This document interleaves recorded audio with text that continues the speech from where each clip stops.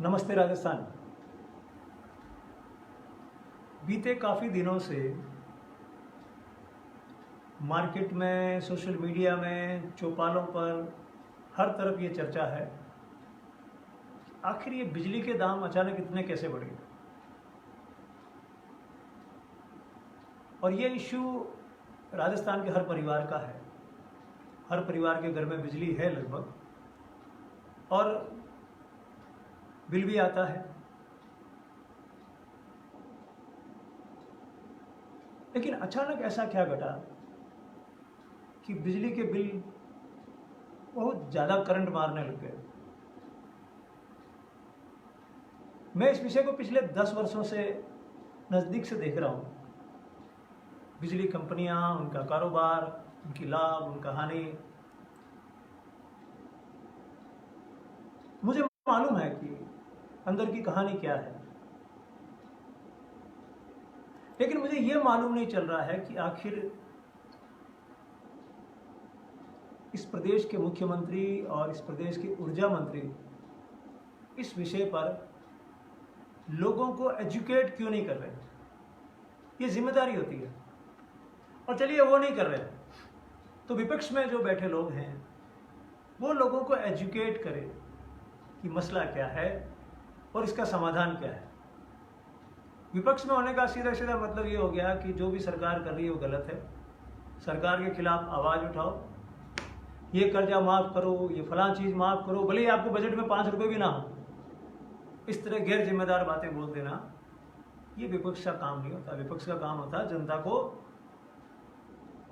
Aware करना, समझाना कि वस्तु स्थिति यह है और इससे बाहर इस रास्ते से निकला जा सकता है। हो सकता है आपके विचार मंथन के कारण सरकार को भी कोई रास्ता निकले। आप यूं क्यों मान के बैठे हो सरकार में बैठे सारे लोग इंटेलिजेंट हैं, उनको सारी चीज़ें मालूम हैं, वो समर्पित हैं, वो कुछ करना ही चाहते हैं जनता के लिए। अगर ऐसा होता तो ये दुर्दशा ना होती भारत की। तो ये जो बिजली के बिल बढ़े हैं अचानक, इनकी एक अलग कहानी है। उस कहानी की तरफ हम लोग चलेंगे। क्यों बढ़े, अचानक क्यों बढ़े, सरकार क्यों ऐसा अलोकप्रिय कदम उठा रही है कि बिजली के बिल बढ़ा बढ़ाकर जनता में अपना आप को अलोकप्रिय बना रही है। क्यों चाहेगी कोई भी सरकार? तो क्यों वो बिल्कुल ही मुंह बंद करके और बिल पे बिल भेजे जा रहे हैं। कभी ये डेट दे रहे हैं आखिरी, कभी वो डेट दे रहे हैं आखिरी। और जो विपक्ष में बैठे लोग हैं वो उम्मीद बढ़ा रहे हैं कि हो सकता है कि सरकार इन बिलों को माफ कर दे। इस चक्कर में कई लोग बिल नहीं भर रहे। हो सकता है बिल माफ हो जाए, ऐसा होगा नहीं।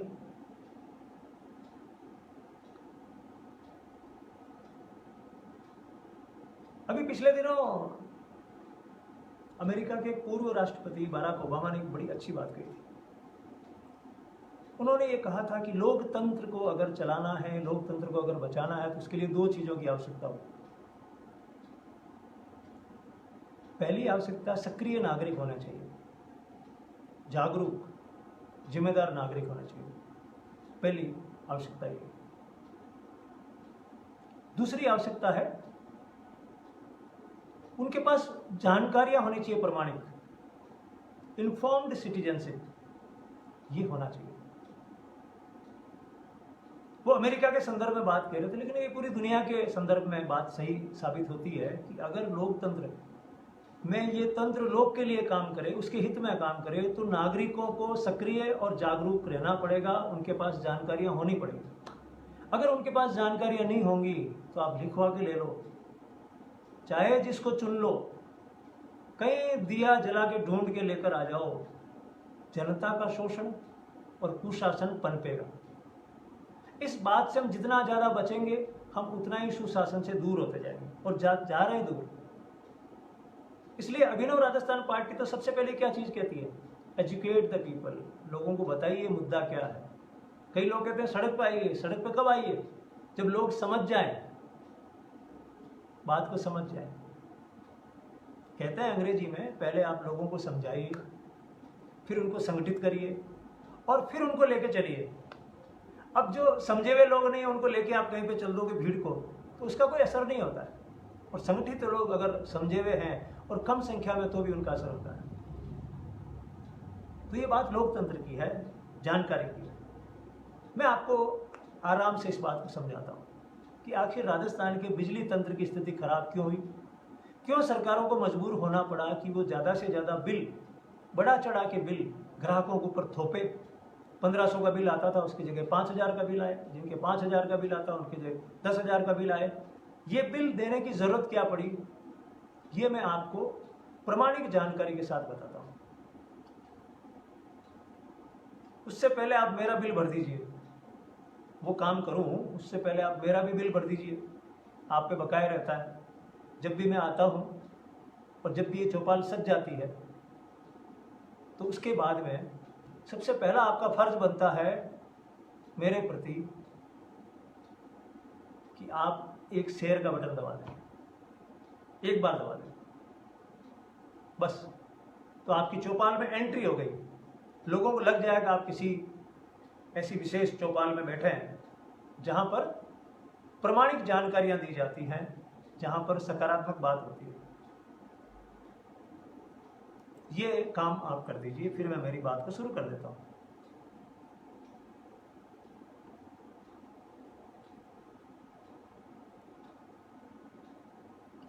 राजस्थान के बिजली तंत्र को आपको समझना, अभी देखिए मेरे सामने 112 शेयर हैं, यानी आप 200 लोग देख रहे हैं और 112 ने बटन दबाया, यानी 100 लोगों ने अभी बटन दबाया है।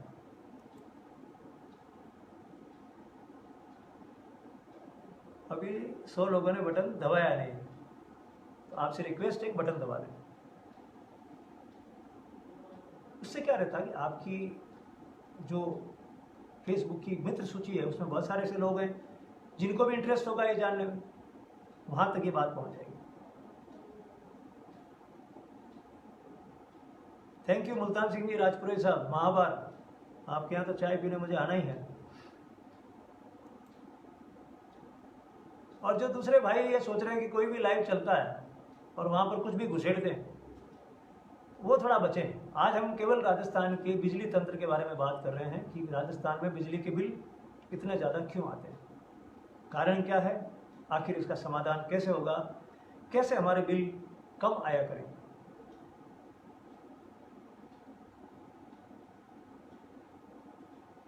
चलिए मैं अपनी बात को शुरू करता हूं। देखिए मैं आपको लेके चलता हूं सन 2000, वर्ष 2000 से पहले ये माना जाने लगा था सरकार के द्वारा या कई कुछ लोगों के द्वारा, जिनके हम छद्म बुद्धिजीवी कहते हैं, उनके द्वारा, कि हमारा जो तंत्र है ये ठीक इसलिए नहीं चल रहा है कि अधिकारी बेईमान है। उन्होंने एक स्टोरी बनाई कि जो बिजली विभाग में काम करने वाले अधिकारी कर्मचारी बेईमान है, ये पैसा खा जाते हैं, खूब पैसा खाते हैं, इसके कारण से बिजली विभाग की हालत खराब है।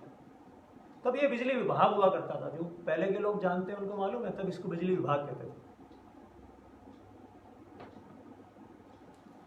Electricity department. तो ये कहा गया था कि अधिकारी पैसे खा जाते हैं, कर्मचारी पैसे खा जाते हैं, तो क्या करना चाहिए, इसके बारे में विचार किया गया और ये तय किया गया कि इस पूरे राजस्थान के बिजली विभाग को 5 कंपनियों में बांट दिया जाए, 5 कंपनियों में इनको बांट दिया जाए स्वतंत्र रूप से, और उन कंपनियों को कहा जाए कि तुम अपना अपना खर्चा निकालो, अपने आप को एफिशिएंट बनाओ, सक्षम बनाओ, ताकि तुम्हारी तनख्वाह निकल जाए और बिजली खरीदने में जो खर्चा आ रहा है वो खर्चा निकल जाए। शुरुआत में इतना काम तो हो जाए। बड़ी इंटरेस्टिंग स्टोरी है। राजस्थान के हर पढ़े लिखे व्यक्ति को ये मालूम होना चाहिए, जो बिजली यूज करता है उसको ये तो पता होना चाहिए बिजली बन कहां से रही है और मेरे घर में आके ट्यूबलाइट जल रही है, इस बीच की कहानी क्या है, ये कहानी हर नागरिक को मालूम होनी चाहिए। तो उन्होंने 5 कंपनियां बनाई राजस्थान के विद्युत विभाग की। एक कंपनी क्या करेगी, बिजली पैदा करेगी, कोयले से पैदा करेगी, पानी से पैदा करेगी, लिग्नाइट से पैदा करेगी, उस कंपनी का काम है बिजली पैदा करना। एक कंपनी क्या करेगी, वहां से लेकर और जो वितरण कंपनी है वहां तक बिजली को लेकर जाएगी, उसको कहा गया ट्रांसमिशन कंपनी। और 3 कंपनियां इन्होंने बनाई जो असल में हमारे घरों तक, हमारे खेतों तक, उद्योगों तक बिजली को पहुंचाई, विद्युत वितरण कंपनियां। ऐसी 5 कंपनियां बना दी। जो बिजली पैदा कर रहे हैं उनको कहा तुम एक ही ध्यान रखो, बस बिजली पैदा होनी चाहिए, ज़्यादा से ज़्यादा बिजली बननी चाहिए, कम से कम खर्चे में ज़्यादा बिजली बने, तुम इसका ध्यान रखो। जो ट्रांसमिशन वाले हैं उनको कह दिया कि तुम केवल यही ध्यान रखो ट्रांसमिशन सही ढंग से हो जाए, इसमें से उड़े नहीं बिजली। और जो वितरण करने वाले उनको कहा कि तुम वितरण करो, जितनी बिजली तुमको दे रहे हैं उतना बिल आ जाना चाहिए, घाटा नहीं होना चाहिए। कुल मिला के विद्युत विभाग घाटे में नहीं चलना चाहिए। और इन कंपनियों को उन्होंने प्राइवेट कंपनियों जैसा बना दिया, एमडी बना दिए उनके, और उनको पावर दे दी कि जहां भी आपको लगे आप निजीकरण कर सकते हैं। क्योंकि इस देश में एक धारणा फैलाई गई कि निजीकरण से सक्षमता आती है, जबकि हकीकत यह है कि निजीकरण से अक्षमता आती है, लूट बढ़ती है, डबल हो जाता है। इस देश में निजीकरण से ऐसा ही होता है, क्योंकि हम लोग तो वैसे ही जागरूक नहीं है, इस सिस्टम को नहीं चला सकते तो प्राइवेट वाले पर हम नजर कैसे रखेंगे। तो इन्होंने उन कंपनियों को पूरी आजादी दे दी और कहा कि अब ये घाटा नहीं होना चाहिए विभाग, इतना ध्यान रखो। ये बात हुई सन 2000 की।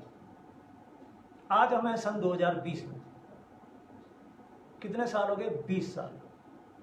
20 साल से कंपनियां काम कर रही है और पूरा निजीकरण, हर चीज में निजीकरण, जीएसएस निजीकरण में, ट्रांसफार्मर ठीक करना निजीकरण में, तार लगाने निजीकरण में, खंबे लगाना निजीकरण में, निजीकरण का काम।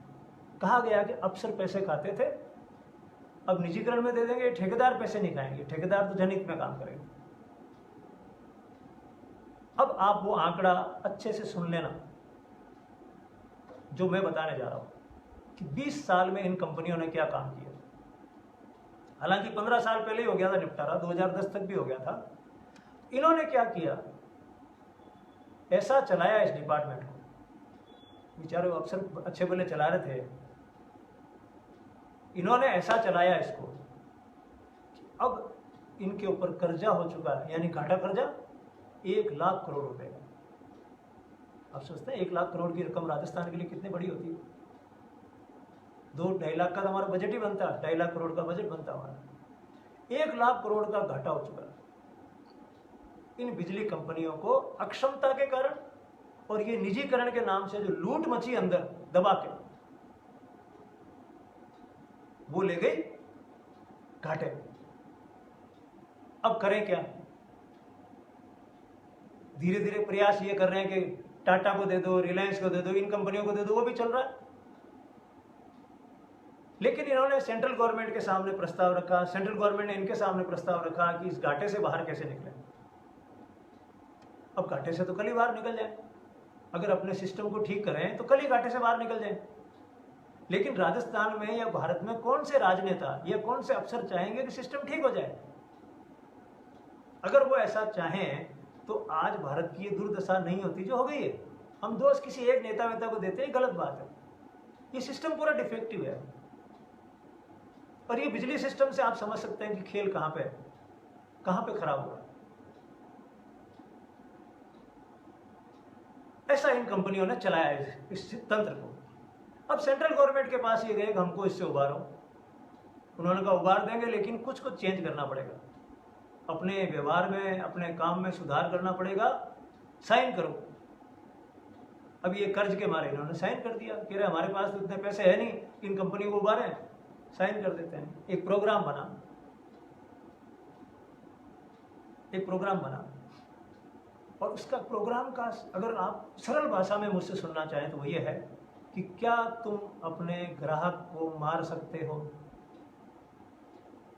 उसके कान, उसके बाल खींच सकते हो?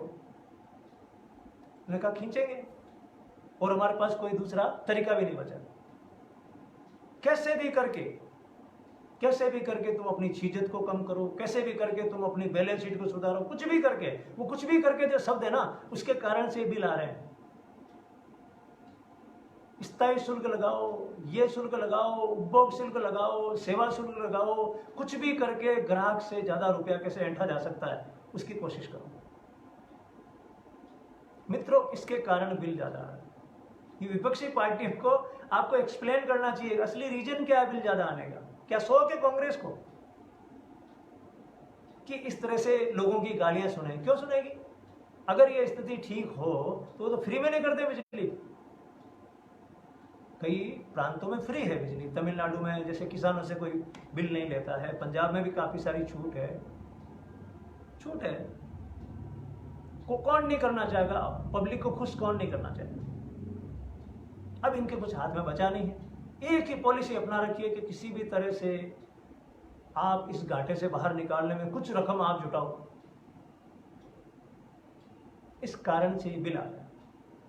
कोई नहीं पूछ रहा, ऊपर उनके डिस्कशन अलग तरह का होता है, हमको कोई नहीं बताएगा उनके बीच में क्या चर्चा होती है। बोले कुछ भी करो, किसी का भी ट्रांसफॉर्मर उतारो, किसी की भी सीट भरो, कुछ भी करो, किसी का बिल बढ़ाओ चढ़ाओ, कुछ करो, लेकिन पैसा लाओ। फिर ये जेईएन एईएन वगैरह एक्शन है तो प्यादे इनके हाथ में होता भी क्या है। और फिर इनको कह दिया 4 सीटें देंगे तुमको, नौकरी छीन लेंगे तुम्हारी। इनको धमका रहे हैं तुम्हारी नौकरी छीन लेंगे, कुछ करो। इस भागदौड़ में कुछ करते हैं।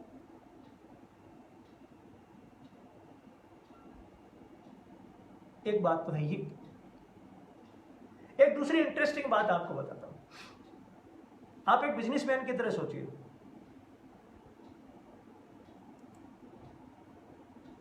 एक बिजनेसमैन की तरह सोचिए,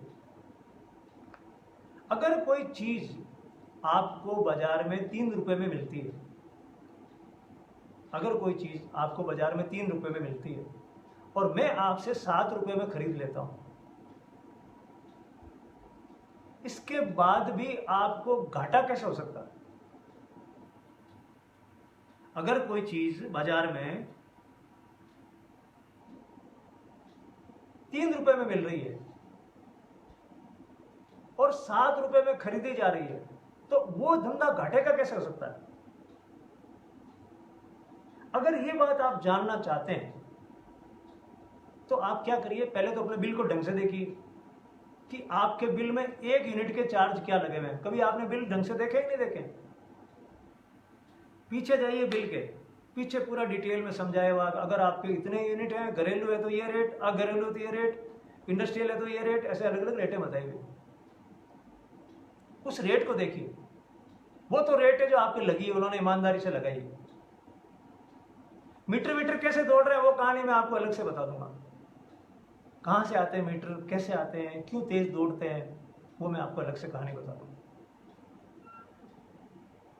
लेकिन बिल के पीछे आप देखिए तो आपको लगेगा 3 रुपये 80 पैसा समथिंग से लेकर 8 रुपए तक ऐसे कुछ चार्जेस करते हैं। अब वो कितने रुपए की बिजली थी ओरिजिनली जो खरीदी किसी ने, यानी हमारी सरकार ने खरीदी, वो कितने रुपए में खरीदी, वो आप जानना चाहते हैं तो मैं आपको यहां पे कमेंट बॉक्स में एक लिंक देता हूं। आप उस लिंक को जाके दबाइएगा। आपको कुछ नहीं करना, मैं एक लिंक दे रहा हूं यहां पे। प्रत्यक्ष को प्रमाण की जरूरत क्या, मैं तो वैसे भी कोई बात बिना सबूत के करता है। मैं अब यहां कमेंट बॉक्स में एक लिंक दे रहा हूं, आप उस लिंक को क्लिक करना। अभी मत करना, मेरा लाइव सुन लेना, कहीं उसमें उलझ जाओ। आप क्लिक करना, आपको मालूम चलेगा कि आज के दिन राजस्थान को बिजली कितने रुपए में मिली। मैंने यहां कमेंट बॉक्स में वो लिंक डाल दिया। उस सिस्टम का नाम है विद्युत प्रवाह। वो आपको बताएगा कि राजस्थान ने आज के दिन में बिजली कितने रुपए में खरीदी। आप इसको क्लिक करेंगे तो पता लगेगा आज के दिन राजस्थान ने बिजली खरीदी 2 रुपये 55 पैसे में। आप सोचो यार, 2 रुपये 55 पैसे में कोई चीज खरीदी हुई है, और चलो आपसे 7 रुपये ले रहे हैं, 8 रुपये ले रहे हैं, वो भी कोई सवाल नहीं है। सवाल ये है कि उसके बाद भी कंपनी घाटे में क्यों है। भाई आपका मान लो कोई दुकान है और होलसेलर से आप माल ला रहे हैं 2 रुपये 55 पैसे में, और आपने एमआरपी उस पर लिख रखी है 7 रुपये। आप 7 रुपये में उसको बेच रहे हो, आपको एक पीस पे 4.5 रुपये का मुनाफा, वो तो सीधा दिख रहा है। अब आपके क्या क्या खर्चे हो सकते हैं दुकान के, क्या लाइट के खर्चे हो सकते हैं, क्या उसके खर्चे हो सकते हैं दूसरे। तो आप कह रहे हो यार, वो मुनीम आपको कह रहा कि सेठ जी दुकान तो घाटे में, मुनीम आपको कह रहा दुकान तो घाटे में। मेरे ऊपर लाइव देखने वालों की संख्या एकदम 420 हो गई, तो ये 420 ही कर रहा मुनीम। इतना डबल से ज़्यादा मार्जिन के बाद भी कंपनी घाटे में कैसे जा रही है? तो कुछ मुनीम है वहां पर जिनके जिम्मे दुकान है, वो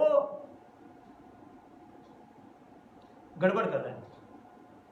ये बात राजस्थान के मुख्यमंत्री जी को, राजस्थान के ऊर्जा मंत्री जी को, राजस्थान के विपक्ष के नेताजी को, सबको करनी चाहिए।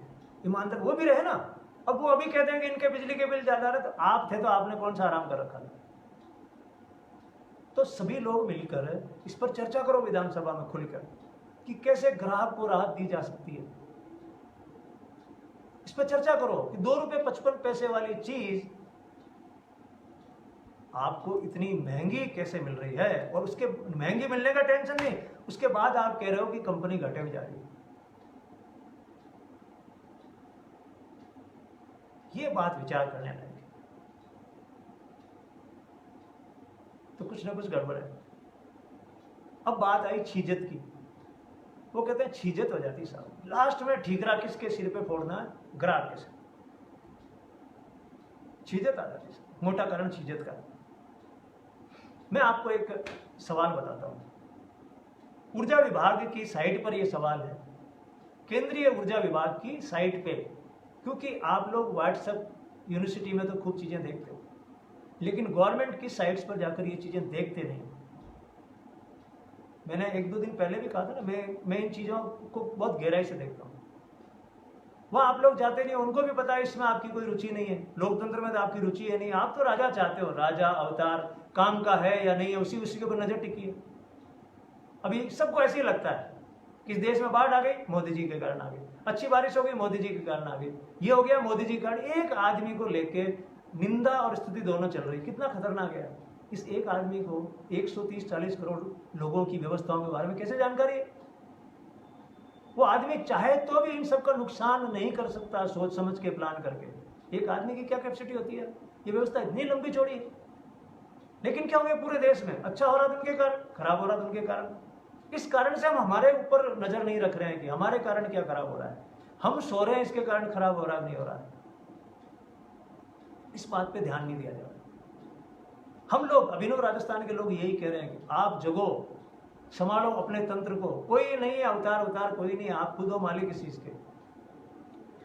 मैं आपको एक प्रश्न बताता हूं जो भारत की ऊर्जा विभाग से पूछा गया है।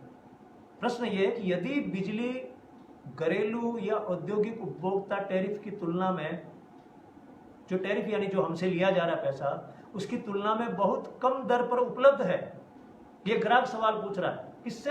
भारत के ऊर्जा विभाग से, कि यदि बिजली घरेलू या औद्योगिक उपभोक्ता को लगने वाली दर की तुलना में बहुत कम दर पर उपलब्ध है, तो क्या कारण है कि घरेलू और औद्योगिक दर काफी ज्यादा है? ये सवाल है। इसका जवाब भारत का ऊर्जा विभाग क्या देता है, वो सुनिए लिखित में। ये कह रहे हैं कि राज्य की विद्युत वितरण कंपनियां अपना प्रबंध कई उत्पादों को ध्यान में रखकर करती है। राज्य की विद्युत वितरण कंपनियां अपना मैनेजमेंट कई चीजों को ध्यान में रख के करती है। इसलिए बिजली की औसत दर, औसत लागत, राज्यों द्वारा खरीद की गई कीमत, जिस कीमत पे हम खरीदते हैं, यहां दिखाए गए मूल्य की तुलना में अलग होती है, उनको ज्यादा रेट पर पड़ती है। ये जो मूल्य दिखा रहे 2 रुपया 55 पैसा, ये कह रहे हैं असल में उनको ज्यादा रेट लगती है। क्यों ज्यादा रेट लगती है,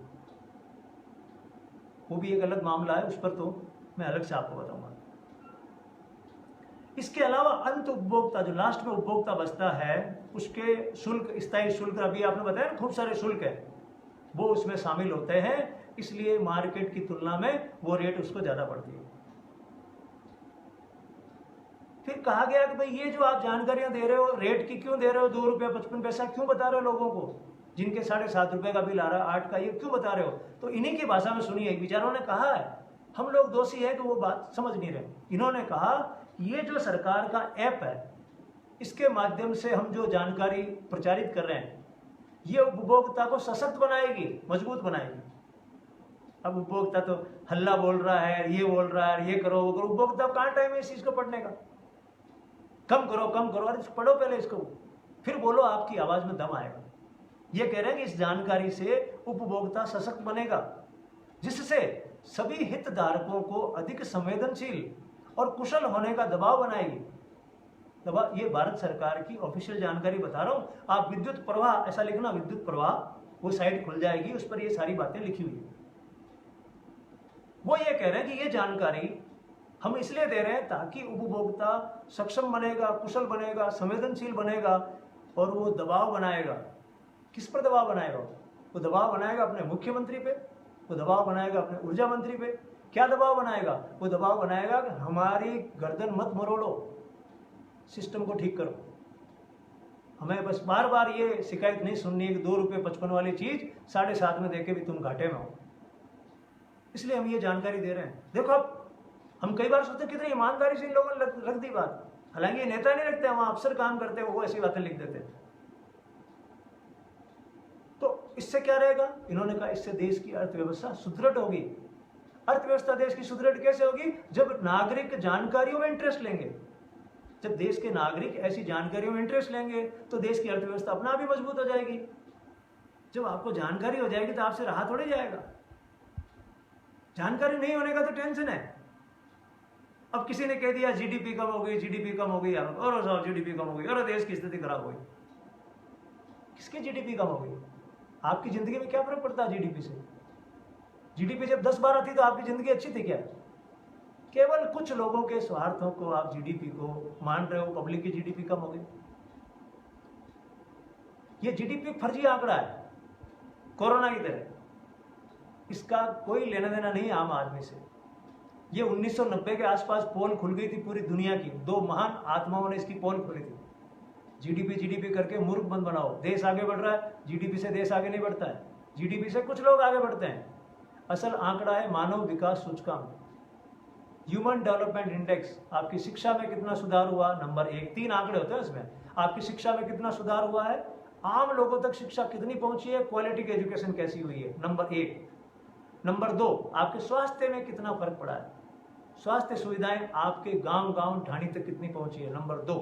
नंबर 3, एवरेज व्यक्ति की आमदनी कितनी बढ़ी है भारत में। जो ठेला लगाता है उसकी आमदनी कितनी बढ़ी है, जो खेती करता है उसकी आमदनी कितनी बढ़ी है, कुम्हार की आमदनी कितनी बढ़ी है, मजदूर की आमदनी कितनी बढ़ी, किसकी एवरेज इंडियन की आमदनी कितनी बढ़ी, वो अपने घर को चला पाता है क्या, उसकी आमदनी इतनी ठीक है क्या। वो ये नहीं कहता है कि बड़े वालों की कितनी आमदनी बढ़ी है, जीडीपी कहती है बड़े वालों की कितनी आमदनी बढ़ी है, एचडीआई कहता है नीचे वालों की आमदनी कितनी बढ़ी है। हमें ऊपर से कोई मतलब नहीं, हमें तो आम परिवार को देखना है कि वो इस महंगाई के युग में ठीक से जी पा रहा कि नहीं जी पा रहा। उस आंकड़े को क्या बोलते हैं, ह्यूमन डेवलपमेंट इंडेक्स, मानव विकास सूचकांक। जीडीपी के मामले में भारत 7 देशों में शामिल है। किसमें शामिल है? 7 देशों में। एचडीआई के मामले में भारत 130वें नंबर है, 100 पे भी नहीं आता। कौन किसको मूर्ख बना रहा है? देश की आम जनता को। देखो हमारा नाम वहां है, देखो हमारा नाम वहां। नेता नहीं बनाते जाति के, देखो जाति की इज्जत का सवाल है। तो वो जाति के चक्कर में आम आदमी सोचता है कि मैं नहीं रहा तो जाति की इज्जत खत्म हो जाएगी। उसकी तो इज्जत यहीं रहती है, और जो वो करता है उसकी इज्जत कहीं पहुंच जाती है। इसी तरह से जीडीपी का खेल है। ये मैंने बीच में इसलिए बात की कि 2 दिन से जीडीपी की चर्चा चल रही है, -23% चली गई। मुझे कोई इंटरेस्ट नहीं है उस -23। आपको एक मस्त बात बताता हूँ। ये जो -23% गई है, इसका आप टोटल के अंदर एग्रीकल्चर को आप देखिए खाली। ये शैतान लोग क्या करते हैं, एग्रीकल्चर को गिनाते ही नहीं कि एग्रीकल्चर कोई चीज है। एग्रीकल्चर की जो जीडीपी है अभी 3.4% रही है। कितनी रही है? 3.4%। नेगेटिव में नहीं रही है। ये जो कह रहे हैं ना माइनस गई है, माइनस खेती नहीं गई है, खेती तो वही है, खेती तो प्लस में गई है। ये जो 3 महीने का आंकड़ा दिखा के विरोधी पक्ष वाले जो भी नाटक कर रहे हैं, खेती की जीडीपी 3.4% रही है। कितने परसेंट लोग भारत में खेती करते हैं? कितने परसेंट करते हैं? सरकारी आंकड़ा 59% बताता है, 59% बताता है, 60%। आप कह सकते हैं 2/3 आबादी, और मैं इसको 3/4 कहता हूं गारंटी से, क्योंकि जितना आंकड़ा दिखा रहे हैं खेती पे निर्भर लोगों की संख्या भी बहुत ज्यादा है। जिनके जमीन नहीं है वो खेती पे निर्भर है, उद्योग धंधे खेती पे निर्भर है। 3/4 आंकड़े। तो खेती की जीडीपी कितनी गई? 3.4%। 3/4 लोगों की जीडीपी तो बढ़ी है यार। ये 1/4 लोगों का कम हो जाना, हमें क्या टेंशन है इससे? देखो चीन की जीडीपी बढ़ी है 3.2%। पूरी दुनिया में वो बता रहे हैं जो आंकड़े आजकल चल रहे हैं, 3.2% चीन की बढ़ी है। चीन की बढ़ी है तो भारत के किसानों की बढ़ी है, मैंने आज लिखा भी था।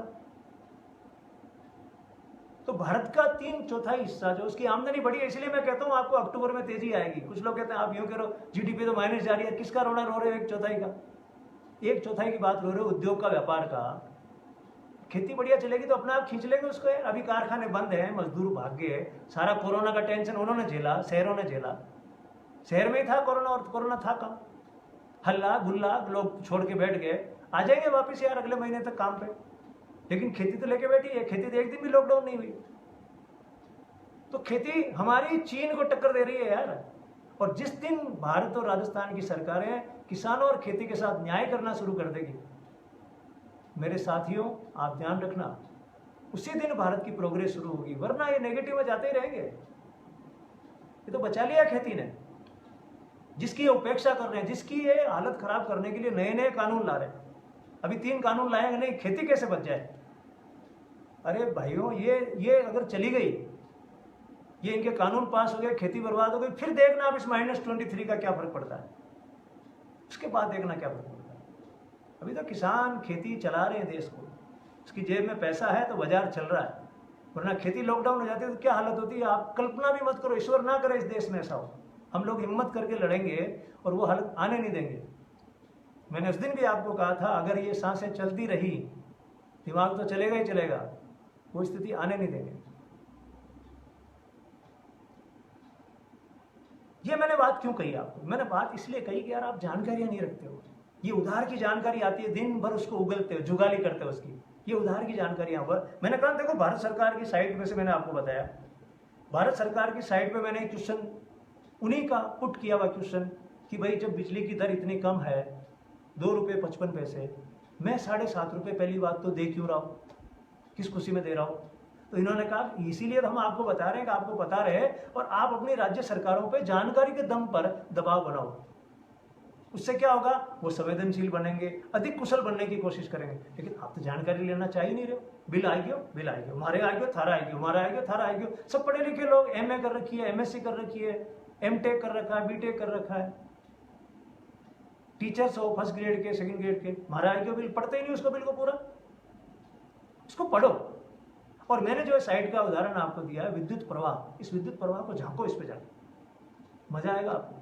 जिस दिन सरकार में बैठे लोगों को मालूम चलेगा कि ये जो पढ़े लिखे लोग हैं ये वाकई में पढ़ने लिखने लग गए हैं। पढ़े लिखा का मतलब क्या? जो पढ़ते हैं, जो लिखते हैं। अभी हालत ये हो रही है कि जो पढ़े लिखे लोग हैं, बुरा मत मानना, जो पढ़े लिखे अधिकांश लोग हैं ना तो वो पढ़ते हैं ना वो लिखते हैं। हेलो हाय ये 2-3 चीजें लिखते हैं, लिखना भूल गए। ना वो पढ़ते हैं, कुछ भी नहीं पढ़ते, मोबाइल के अलावा पढ़ते ही नहीं कुछ भी। और मोबाइल में भी क्या पढ़ते हैं? व्हाट्सएप के चुटकुले, व्हाट्सएप की गेली बातें, जिनका कोई सार नहीं अपनी जिंदगी से, वो पढ़ते हैं। क्या पढ़ना चाहिए? ऐसी चीजें पढ़नी चाहिए। मैंने आज भारत सरकार की फलानी साइट को देखा, मैंने आज राजस्थान सरकार की फलानी साइट को पढ़ा है, देखा, और फिर उनको लेटर लिखो। मैं लिखता हूँ लेटर, प्रमुख शासन सचिव को लिखता हूँ, बड़े प्रेम से लिखता हूँ। आज भी मैंने 5-6 सवाल लिखे। लिखो यार, अपने दिमाग का इस्तेमाल करो। आई वॉन्ट टू नो, मुझे जानना है। और जितना लोग जानेंगे भारत में, देखो जो जानकारी और ताकत है, ये जो सदी है ना 21वीं सदी, ये पूरी जानकारी और ज्ञान की सदी है। इसलिए माइक्रोसॉफ्ट का जो आदमी है, माइक्रोसॉफ्ट का आदमी, वो दुनिया का सबसे ज्यादा पैसे वाला है। अमेजन वाला थैलियां लेके बेचता नहीं है कहीं पे, अमेजन वाला दिमाग से बेचता है पूरी दुनिया में माल, इसलिए पैसे वाला है। रिलायंस वाले को देखो आपने कहा उसको देखा है पावड़े लिए हुए, गेंती लिए हुए घूमते हुए? देखा है क्या? फ्रेश मूड में, इधर की उधर, इंडिया का ये फैसला शाम को ये, सुबह ये, दिमाग का खेल है। वो जान गया, पोल जान गया, सब लोग जान गए पोल कि पोल यहां पर है। आप जान लो सरकार की पोल यहां पर है। जिस दिन आप ये जान लोगे सरकार की पोल यहां पे, सरकार बिल की तो छोड़ो, वो कोशिश करेगी कि इस बिल को माफ कैसे किया जाए, कम कैसे किया जाए, सारे काम पे नहीं लगेंगे।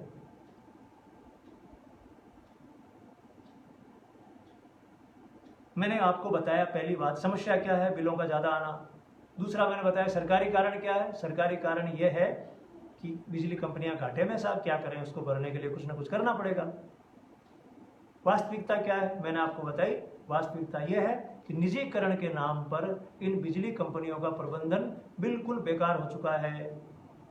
इसलिए चीजें तो हो रही है उनके अंदर, चीजें तो हम नहीं कर रहे हैं, बिजली की चोरियां हम नहीं कर रहे हैं। एक माहौल बनाया गया, बिजली की चोरियां किसान करते हैं, बिजली की चोरियां उपभोक्ता करते हैं, हम तो कुछ नहीं करते। हम तो करते होंगे 5 रुपए की चोरी और वो करते हैं 100 रुपए की चोरी। 100 रुपए की चोरी करके भी कॉलर ऊंची रखते हैं, हम 5 रुपए की करते हैं। हमारा मीटर ले गया, हमारे सीट भर गया, हमारे यूं कर गया, 5 रुपए की चोरी में हम डरते हैं। हम जानते नहीं उनको कि तुम 100 रुपए की चोरी करते हो। हम हमेशा जैसे अंग्रेजों के टाइम थे, हम तो है ही अपराधी, किसी को भी पकड़ के ले जाकर थाने में बिठा दो, हम तो अपराधी चोर है। ऐसे तो हमारी हालत बिना जानकारी के कारण ऐसी हो गई है। इसका समाधान क्या है? इसका एक ही समाधान है, जानकारियाँ इकट्ठी करो, अपने नॉलेज को मजबूत करो और लिखना सीखो। किसको लिखो?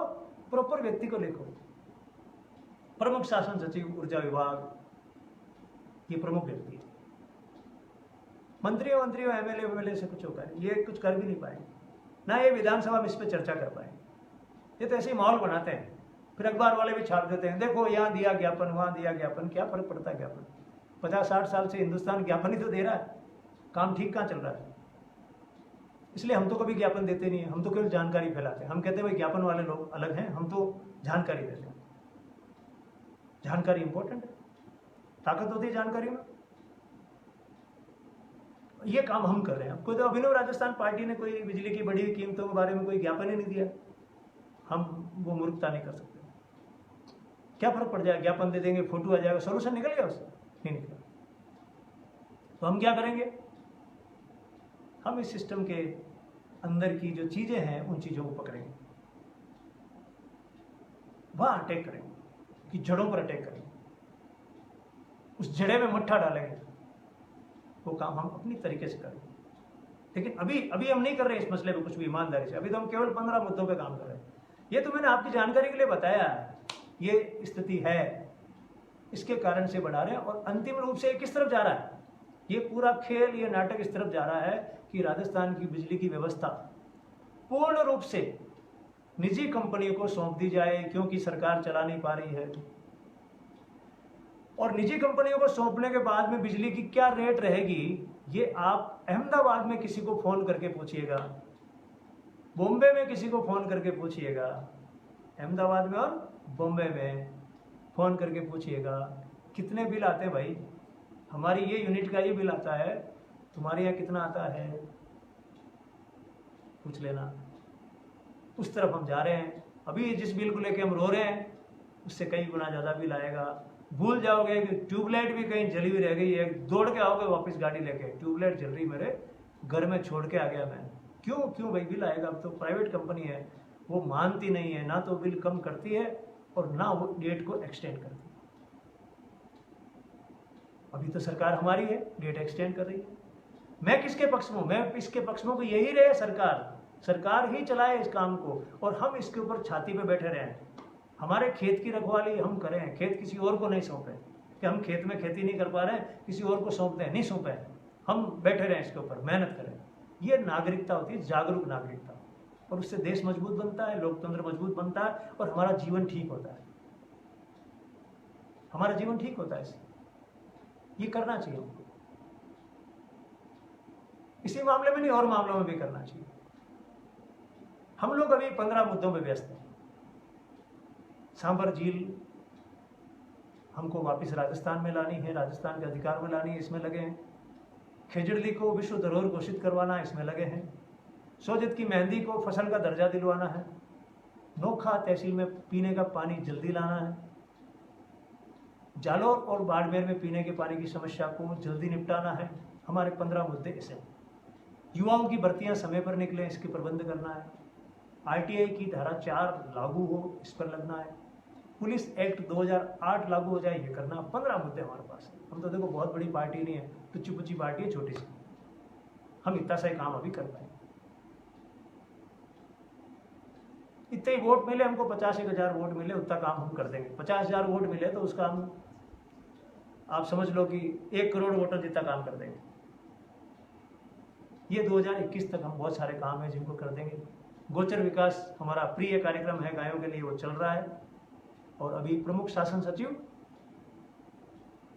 पशुपालन विभाग वालों ने पंचायती राज विभाग वालों को लिख दिया लेटर कि इसको नरेगा के साथ जोड़ दो। यही हम चाहते हैं, जिस दिन नरेगा से जोड़ देंगे हमारा एक मुद्दा पूरा,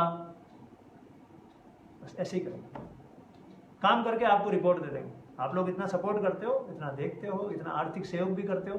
पिछले दिन हमने आर्थिक सहयोग की अपील की, आपने खूब पैसा दिया, उससे हमारा काम चल जाएगा। खर्चा होता है, पोस्टर पे खर्चा होगा, पैम्पलेट पे खर्चा होगा, घूमेंगे तो खर्चा होगा, खर्चे तो होते हैं। आप लोगों ने सहयोग दिया, उसका धन्यवाद। बहुत सारे लोग उत्साहित थे कि हम पार्टी के सदस्य बनना चाहते हैं। उनको हमने ऑप्शन दी थी कि 16 अगस्त से लेके 31 अगस्त तक आप सदस्य बन जाइए। बहुत सारे लोगों ने अपने आप को आर्थिक सहयोग के साथ में ये भी कहा कि हम पार्टी के साथ काम करेंगे, तो कर लिए। 31 अगस्त लास्ट डेट थी, हो गया। अब जितनी टीम बन गई है उस टीम से हम काम करेंगे। हम पहले मना करते थे कि हम 150 लोग काम कर रहे हैं ठीक से, उन्होंने कहा नहीं हम भी जुड़ना चाहते हैं, तो ओपन कर दिया, आ जाओ। शर्त हमारी यही रहेगी कि ये सब जातिगत भेदभाव और सांप्रदायिक बातें और इस तरह की बातें नहीं करोगे, और समर्पित भाव से काम करोगे और जागरूक नागरिक की तरह काम करोगे। अभिनव राजस्थान पार्टी का कार्यकर्ता मतलब समझदार कार्यकर्ता, जिम्मेदार कार्यकर्ता, जागरूक कार्यकर्ता, जो शालीन भाषा बोलता है, ओछी भाषा नहीं बोलता है। दिखना चाहिए, हाँ ये तो ऐसे ही बोलेंगे यार। तो आगे खूब सारे लोग, उनका धन्यवाद, उनका स्वागत। बिजली के बिलों के बारे में मेरे पास जितनी जानकारियां थी मैंने आपको देने की कोशिश की। अगली चौपाल में हम और बातें करेंगे, कल की चौपाल में कुछ और बातें करेंगे। और एक मैं और जानकारी आपको देना चाहता हूं कि अब मैं लगातार बाहर रहूँगा, मैं लगातार फील्ड में रहूँगा। और मैं पहले से ही आपको बता दूंगा कि मैं इस ज़िले में हूँ। जैसे परसों से मैं बीकानेर ज़िले में हूँ, तो बीकानेर ज़िले के जो भी हमारे साथी मुझसे मिलना चाहते हैं, मैं मिलने आऊँगा उनके पास, चाय पीने आऊँगा उनके पास में, तो मैं आपको मेरा प्रोग्राम बता दूंगा और मैं गांव गांव घूमूंगा। राजस्थान के गांव, शहर, गलियों में खूब घूमेंगे। तो परसों से मैं बीकानेर की तरफ निकलूंगा, फिर चूरू की तरफ जाऊंगा, फिर जालौर की तरफ जाऊंगा। अब मैं मूवमेंट में रहूँगा, तो अधिकतर मेरी जो चौपालें हैं वो आपको शाम को कहीं न कहीं से मिलेंगी। आज यहाँ से चौपाल है, वहाँ से चौपाल है, और लाइव लोगों के बीच में बैठ के बातें करेंगे। किसी दिन भेड़े चराने वाले हैं, उनके पास बैठ के उनकी बातें करेंगे, उनकी दुनिया क्या है उसको देखने की कोशिश करेंगे। कभी बकरी चराने वाली महिलाओं से बात करेंगे कि आप 5-6 बकरी चराते हैं, आपका कैसे जीवन चलता है। कभी जूतियाँ बनाने वाले, उनके पास बैठ के बातें करेंगे, उनसे पूछेंगे आप देश दुनिया कैसे देख रहे हैं, और आपको दिखाएंगे। लेकिन हमारा काम 15 मुद्दों वाला तेज गति से चलता रहेगा, वो मिशन हमारा जारी रहेगा। आपका बहुत बहुत धन्यवाद साथ बने रहने का। और मैंने पूरी कोशिश की ईमानदारी से कि मैं आपको बिजली के बिलों का, बड़ी दरों के बारे में आपको बताऊं कि दरें क्यों बढ़ रही है, कब तक बढ़ती रहेगी। जब तक आप जागरूक पूरी तरह से नहीं हो जाएंगे तब तक बढ़ेगी। और एक दिन ऐसा आएगा कि राजस्थान की बिजली की व्यवस्था किसी निजी कंपनी को सौंप देगी, फिर 5,000 का जो अभी बिल आ रहा है उसको मान के चलिए वो 8,000 का बिल हो जाएगा, गारंटी। नमस्कार।